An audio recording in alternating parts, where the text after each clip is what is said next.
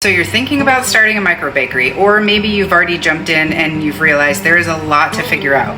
So in this video, I'm sharing all of my favorite tools, packaging must-haves that help me run a bakery right out of my kitchen. Yes, right next to my living room. I even print all of my own labels because custom stickers can get crazy expensive. So if you want cost-effective, compact solutions that make sense in a real-life kitchen, let's get started. So first things first, I'm going to show you this bad boy. This is what I store my flour in. This has been one of the best things that I purchased because I can sit it at the end of my island, leave it there open, go back and forth. I have two of them. One has all-purpose flour on it and then one bread flour. So what I like about these is obviously the size. I can fit like 4 bags of flour in here, the larger bags. But I love this twist top. Makes it so easy to get in and out of. And they're stackable, which is really nice. So this is great for storing a lot of flour in a small space. So that's one. The next thing I couldn't live without would be this, this expandable, stackable, foldable, put it in your closet or drawer, you never have to see it, stand. So this is what it looks like collapsed. And then this is what it looks like with bread on it. This can fit between 12 to 14 loaves of bread, depending on the sizes of your bread. It can also hold up to about 70, I think I've had 70 bagels on the 2 platforms. So this, genius, very sturdy, very easy to use, easy to clean, easy to store. Now let's talk about, we can talk about Banneton's. These ones are great. I don't personally like the silicone, just my own personal, but you could get the silicone ones. You could get these. These come with the little cloth things. Mine are all being washed right now. These are just a great little tool to have. I know some people that shape their bread in the pans, in the loaf pans, because I'm a loaf pan baker myself. I don't like that. I don't feel like it holds the shape very well. I feel like it just kind of spreads out and I don't get that beautiful crusty rise that I'm accustomed to. So I always use Banneton's. Okay, moving on to packaging and that type of thing. I put my fancy baked goods in here. So my cookies, my mini pies, my muffins, they all go in this little cute little box. You can put your label on there wherever you like. Super easy to put together. They come like this, so you can store them. You'll see how easy they are to put together. Just so you know, everything that I'm talking about here will be linked below. So feel free to check that out. Or do this upside down. Okay, and that's it. So it doesn't take any time at all. What was that, 15 seconds to put that together? So that's that. Okay, for my bread bags, these, I've tried so many. These are my favorite ones. They are plastic lined. So if you have to put your bread in when it's warm, I usually bake mine the day before. And I let it fully cool before I put it in here so I don't get any condensation. But these are sturdy, they're big. It has the metal piece right here that you can fold. Keeps your bread really secure. Also, this is a great way to store your bread. I feel like for my customers, this is going to keep their bread fresher longer. So these are a must in my world. And then I also have the smaller size, and this works for my bagels. Same thing. If I have to put them in here when they're warm, sometimes the bagels I do, I will just kind of keep this open while they're in there, and then before I put them in the stand, I will fold them up. So those are those. If you like the open bread bags, some people prefer that. I don't, because I live on a county road and my doors to my micro bakery are wide open. So if there's dirt flying by or gravel or something going by really fast, I don't want that to get on the bread. So I want to make sure all of my products are sealed properly. But if you're in a space where you can have open bread bags, this one I love. There's different variations of this, but I just think that this one's super cute and it adds a little bit of character. It's fun. It looks very professional, very like bougie, I guess you could say. Sometimes my loaves rise so much that I have to put them in here first and then put them in here, and then I just leave the bag open. But I always want my customers to have this bag because, again, storing the bread makes it last longer. And here where I live, my croissant sourdough loaves go for $18 a loaf. So I do not want people to have any waste whatsoever. So a little bit more expensive on the bag end, but for me, it's worth it. Here's my granola bag. This holds comfortably 11 ounces. I don't think you could get much more than 11 ounces in here. So this is good for like an 8 to 11 ounce type of product. And I love these because, let me show you. So at the top, I might have to get closer for this. At the top, you'll see this little notch right here. This makes your customer feel like they're actually opening, like it's sealed, right? So they're gonna rip that off and it's gonna get them closer to the Ziploc portion. However, it's not truly sealed. You get to open it from here. So they come like this, and then you gotta open them up, and they do the little bit. Okay, so you have this, so it stands real nice. Once it's full, you'll see it's standing here. There you have it. So then you just seal it up, and then what they'll do when they get it is they're gonna rip that top off, and they're gonna feel like they had a sealed product. Really didn't, but it's a home bakery, so you don't have to seal your products. So that's this. All right, then we have the bread bags for the sandwich bread. I always put my sandwich bread in a clear bag. It stays fresh, just like store-bought bread. It comes in, a box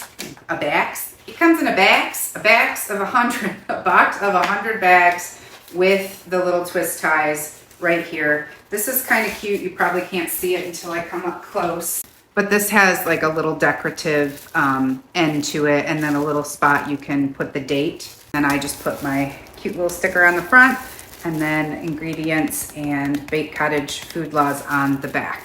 As far as baking goes, for my baguettes, I use this thing. Perfect. I have 2 of them. I can cook 6 baguettes at a time, and they work really, really well.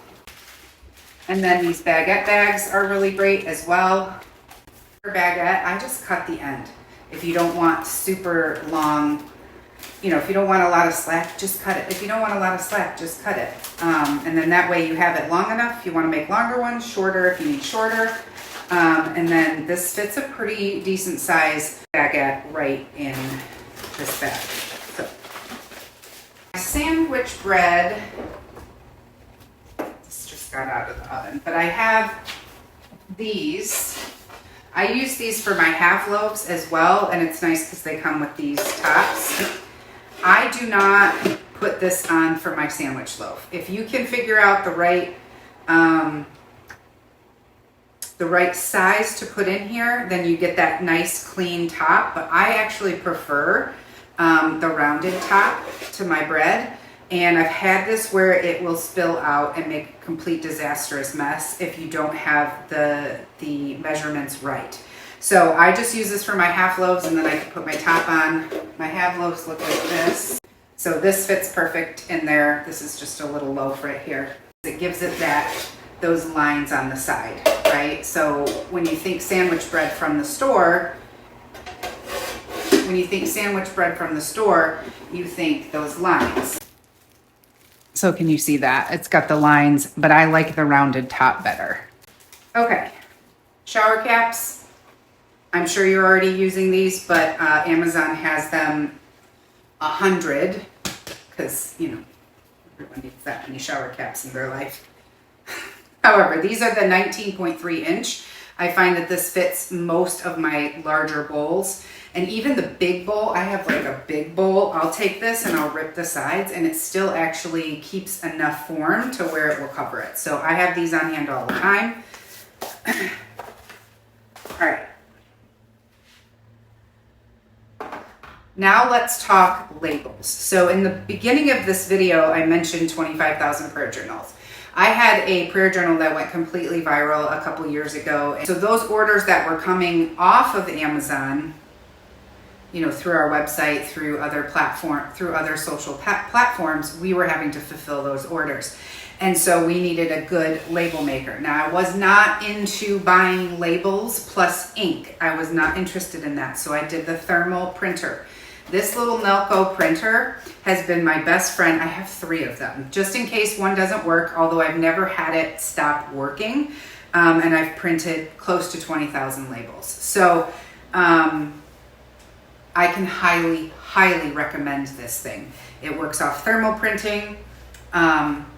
And so the nice thing about this is you can adjust the size. So this will fit your standard 4x6 labels, which is what I use to put on my bread, okay? And then you can buy these, and then it adjusts inside.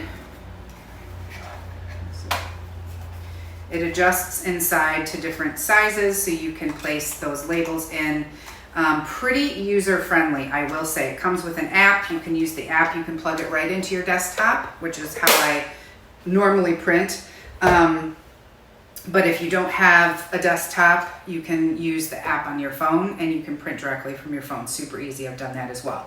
I had people helping me pack, so they had one in their home as well, and they didn't have a desktop. They were just using this. So again, this gives you the freedom. The reason I like these as opposed to purchasing custom labels, it gets super, super expensive. And if you want to add something, if you want to add a new product, if you get tired of the way the label looks, you have to order a whole nother set of labels. That just doesn't make sense. So these little label makers are the best. These little label printers really truly are very versatile, and you can buy the colors. Now I will tell you this, it only prints in black and white. So if you're looking for color, you're not going to get it, other than you can buy the colored stickers or the color labels, and then it'll give you a little bit more of, it'll give you a little bit of a cuter design. So I've been fine with these. So I have the greenish blue, I have the pink, and then I went and I bought these little ones. This one I didn't need. I didn't realize that this one would shrink down to the sizes that I needed. So this was actually not something I needed. It wasn't very expensive though. So if you don't want the big one, you just want the little one, I want to say it was like in the $20 range. This goes for between $89 and $99. Well worth the price when I tell you how much I have used this little printer. So if you don't want the big one and you just want this one, it's pretty small though. So you're going to get a small label. It's going to be a little bit harder to read for this one. And then I got the little, this is like for, this one comes out like this. So it's great for pricing. If you want clear pricing, which in a micro bakery, clear pricing is a really great thing to do for your customers. So this one is nice if you don't put the price on. Some of my stuff, I have the prices right on this label.